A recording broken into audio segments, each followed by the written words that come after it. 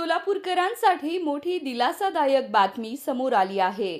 तब्बल 6 दशकांच्या प्रतीक्षेनंतर राज्य मंत्रिमंडळाने शहरात शासकीय अभियांत्रिकी महाविद्यालय सुरू करण्यास मंजुरी दिली आहे. मुख्यमंत्री देवेंद्र फडणवीस यांच्या नेतृत्वाखाली मंगळवारी झालेल्या बैठकीत हा महत्त्वपूर्ण निर्णय घेण्यात आला. आमदार देवेंद्र कोठे यांच्या सातत्यपूर्ण पाठपुराव्याला अखेर यश आले असून पालकमंत्री जयकुमार गोरे यांनीही या मागणीला भक्कम साथ दिली होती. कोठेंनी उच्च व तंत्र शिक्षण मंत्री चंद्रकांत पाटील यांची भेट घेऊन याबाबतची मागणी लावून धरली होती. विधानसभेत 3-4 वेळा याबाबत राज्य शासनाकडे मागणी केली होती.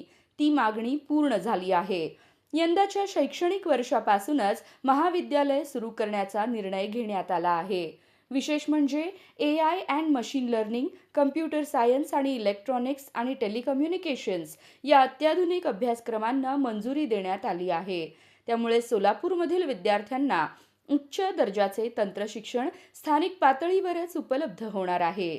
याआधी अभियांत्रिकी शिक्षणासाठी विद्यार्थ्यांना परगावी जावे लागत होते, ज्यामुळे आर्थिक अडचणी निर्माण होत होत्या.